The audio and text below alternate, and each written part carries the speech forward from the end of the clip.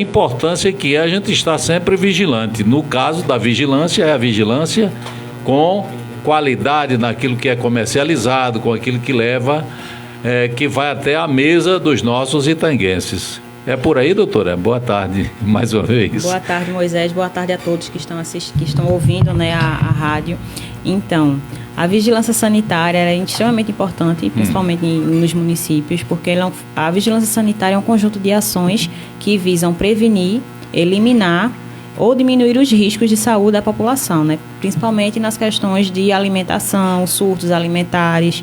Então, a gente fiscaliza, além dos estabelecimentos que vendem os alimentos, mercados, barracas, lanchonetes, a gente fiscaliza também os serviços de saúde e serviços de interesse à saúde. Então, que serviços são esses? São os postos de saúde, escolas também, a gente faz essa fiscalização do município. Os serviços de interesse à saúde são estabelecimentos que agem diretamente ou indiretamente com a saúde, né, da população. Então, tudo isso é de competência da vigilância sanitária. Eu testemunhei, a população de Lagoa de Itaenga testemunhou o seu trabalho, não só a senhora, mas uma equipe, né, de profissionais da área de saúde atuando nos eventos do município. E com relação a carnaval em São João, é um monte de festa, né? É atividade o tempo todo e se estende até a questão de horário, entra pela noite e fica um trabalho muito cansativo. Eu pensei como leigo, que a sua atuação, que a atuação da sua equipe na vigilância sanitária era um serviço específico para aquelas pessoas que comercializavam tipo de lanche nos eventos, cachorro quente, enfim, essa coisa toda aí. Mas vai muito além disso, né, doutora? Isso também, a gente identifica alguns possíveis riscos, principalmente em questão dos alimentos que são oferecidos ali durante o evento. Então, a gente vê se realmente estão em condições de serem comercializados, a questão da data de validade, bebidas também, que a gente teve muitos imprevistos com bebidas, né? Porque algumas pessoas não se atentam, principalmente bebidas alcoólicas que são enlatadas. Então, elas têm esse prazo de validade, sim, pelo fato de serem enlatadas. Então, depois de um certo tempo, algumas bebidas, né, e o armazenamento dela também em lata, vai soltando aquele produto. Então, por isso que tem prazo de validade em algumas bebidas que são enlatadas. Então, é onde a gente começa a orientar a população a ficarem atentos nisso, porque muitas pessoas que vendem, comercializam, né, essas bebidas que são enlatadas, não se atentam ao prazo de validade, acreditando que não tem.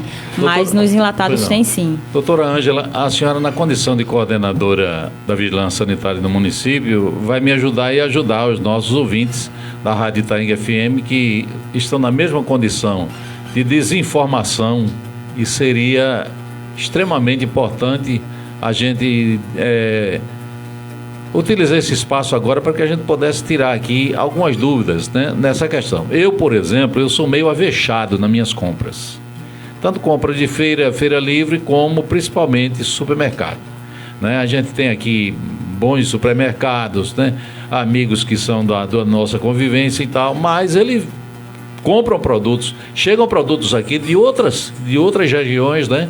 E a gente, às vezes, naquela agonia, naquele afã de levar o produto para casa, a gente não se dá conta que, às vezes, está comprando um produto, não é, às vezes, nem até a questão da própria validade do produto, né? É você ter algum problema de alergia com esse produto, com aquele produto. A gente assiste uma entrevista, escuta alguém falando e tal, um profissional que tem expertise nisso, mas a gente não grava aquilo, e de repente a gente está levando para casa um produto bem intencionado, não é? E acaba sendo um problema na nossa saúde, né? Por uma rejeição bem, enfim, eu não sou nem técnico para estar aqui querendo espremer mais o assunto. Mas como a gente pode identificar essa questão das proteínas, daquilo que ofende, que não ofende, doutora? É a sua área também de atuação? Então, a pessoa que ela tem alergia, né, a alguns alimentos ou algumas substâncias, é importante que ela sempre veja o rótulo do alimento que vai consumir. Sim. Porque é obrigação do fabricante colocar todas as informações do que contém ali naquela embalagem. Então, calorias, ingredientes, data de validade, fabricação, selo de inspeção, no caso dos produtos de origem animal. Então, tudo isso deve ser identificado no alimento, que também deve ser inspecionado pela vigilância sanitária, tanto municipal como estadual. Vai depender muito do tipo de comércio que está ali comercializando aquele alimento. Então, tudo isso é importante para que as pessoas também vejam e tenham essa atenção, porque vocês também são vigilantes. Então, se vocês identificarem alguma coisa errada, questão de validade e armazenamento do produto, então vocês também podem fazer esse questionamento no comércio e também podem levar essa informação para a vigilância sanitária, para a gente até reforçar a fiscalização no estabelecimento e levar esse tipo de informação. A cerveja gela, depois ela é colocada fora do refrigerador, do freezer, ela descongela e volta a ser gelada, normal. Agora, essa questão desses alimentos, os iogurtes, aqueles danoninho, aquelas coisas que a gente vê comumente na feira, né, sendo vendidos em promoção, comercializados em promoção. Aquilo ali não já denuncia que está errado, não, doutora? Ou eu estou dizendo um absurdo aqui? Então, esse tipo de produto ele deve ser mantido sob refrigeração. Sempre já tem também especificado na embalagem. Só o isopor não resolve a situação. Depende da forma que está sendo armazenado. Se tem realmente gelo suficiente para manter a temperatura ideal para aquele tipo de alimento, então pode ficar ali. Agora, a pessoa tem que ter realmente esse controle de temperatura do alimento. Então, alimentos congelados, eles não podem ser descongelados e depois congelar novamente. Então, é onde a gente também fica observando quando chega nos estabelecimentos, freezer, se desligam ou não, porque tudo isso interfere no produto. Então, se você tira aquele alimento da temperatura ideal para que ele fique na conservação, então ele não vai ter a mesma, mesmo que esteja dentro do prazo de validade, a conservação dele estando errada, ele não vai estar apto para consumo. Pois não. Doutora, voltando agora para a questão ainda do comércio. Os comerciantes que são fixos, né? Que eles são estabelecidos. Aí a senhora chega lá com a sua equipe, faz a inspeção e foi embora. O que é que fica ali, além da conversa, da orientação, do serviço didático que certamente vocês fazem? O que é que fica ali, além disso, para aquele comerciante? Ficam as informações, né, que a gente encontra. Se tiver alguma irregularidade, a gente conversa com o dono do estabelecimento, identifica para ele melhorar ou evitar que isso volte a acontecer. É importante também que esses alimentos, tanto os alimentos como os de interesse à saúde também, pessoas que comercializam produtos de cabelo, produtos de beleza, tudo que tem o contato direto com o ser humano, então também são fiscalizados. Salão de beleza também passa? Também, salão de beleza, manicure, tudo isso também precisa de licença sanitária. Então, esses estabelecimentos precisam ter a licença sanitária renovada todos os anos. Então, se você tem o seu estabelecimento, não tem a licença sanitária, é importante que você procure nós da Vigilância Sanitária na Secretaria de Saúde para emitir a sua licença. Qual é o período dessa licença, doutora? Pode ser qualquer período, não tem uma data específica. Um exemplo, uma pessoa deu entrada na licença sanitária no mês de julho.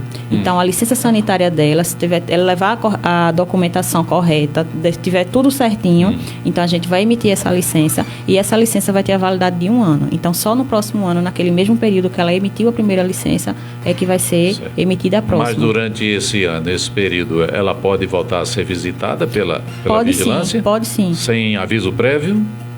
A gente não tem essa necessidade. Em fiscalização de rotina? Em fiscalização de rotina, geralmente são as que estão para renovar a licença sanitária. Então, eles já sabem que a gente vai aparecer justamente naqueles períodos. Mas nos casos de denúncias, nós não avisamos. Onde é que funciona a coordenadoria da vigilância Fica sanitária? Na Secretaria de Saúde. Certo. Chega lá, procura quem? Procura a doutora Ângela? Pode me procurar Edinalva ou Jean, que são a equipe da vigilância. É de segunda a sexta-feira, de 8 a 1 da tarde? Isso. Certo. Paga alguma taxa, doutora? Tem a taxa da vigilância sanitária, para você emitir a sua licença e também para fazer a renovação. Vai depender do tamanho do estabelecimento. Aí tem o porte, só que essa questão da vigilância taxa, ela não fica diretamente com a gente só faz realmente a entrega e eles vão para o setor. Certo. E tem a validade de 1 ano. Isso, a licença sim. Certo. Agora, a partir do momento que você paga, porque também chegam algumas pessoas com a dúvida. Chegam, mas eu paguei a taxa.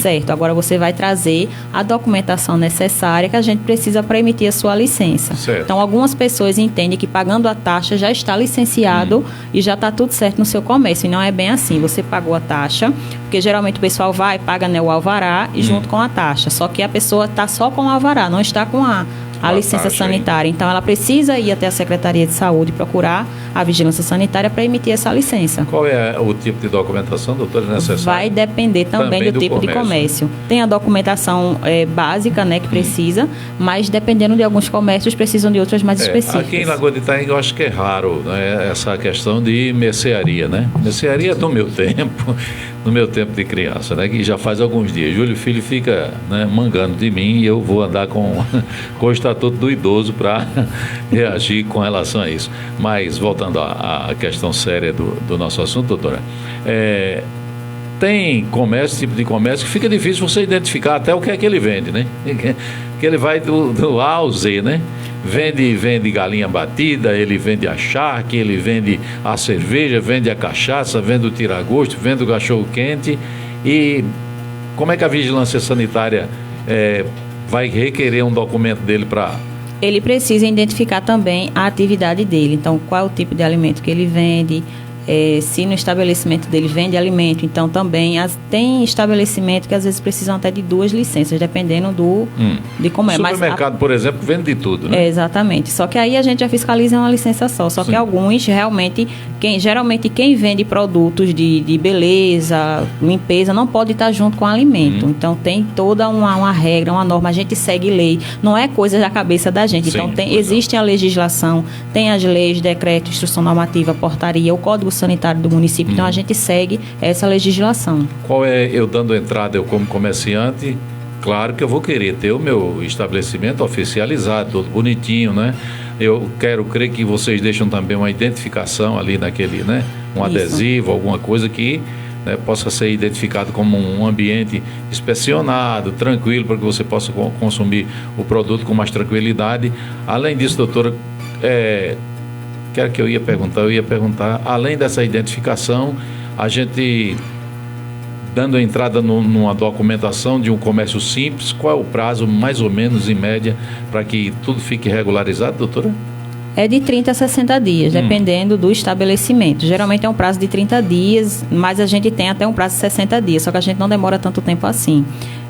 Vai depender também se está faltando alguma documentação, porque às vezes as pessoas chegam com a documentação, aí a gente identifica que precisa desse documento também. Às vezes durante a inspeção, porque quando as pessoas elas dão entrada, então a gente faz essa inspeção. E durante a inspeção a gente também pode solicitar outro tipo de documentação, que também influencia até na emissão da licença sanitária. Então a gente também faz essa solicitação. Aí, a partir do momento que ela apresenta esses documentos, a gente já pode emitir a licença e quer dizer que está ok. Lembrando também que, se por acaso acontecer alguma coisa que não vá de acordo com as normas, a gente também pode até cancelar essa licença sanitária. Então, é importante que vocês, comerciantes, estejam sempre certinhos, né, fazendo tudo certinho, correto, tanto alimento como serviço de interesse à saúde, para não ter esse tipo de problema. De constrangimento. Exatamente. Né? Constrangimento para ele e também para a secretaria, né? Para a senhora na coordenação. Isso não fica muito legal. Doutora, o que a senhora acha que eu deveria ter lhe perguntado e vai ajudar no conhecimento dos nossos ouvintes que eu não lhe perguntei? Então, essa questão da alimentação, as pessoas também são vigilantes, são os nossos olhos e ouvidos quando a gente não está ali na inspeção. Se você vê que tem algum produto, alguma coisa irregular que possa ser chamada a atenção, vocês podem estar procurando a gente na Secretaria de Saúde, clínicas também, médicas, odontológicas, farmácias. Então, tudo isso é de competência da Vigilância Sanitária. Conversamos aqui na Itaenga FM com a doutora Ângela, ela que é da coordenação da Vigilância Sanitária do município.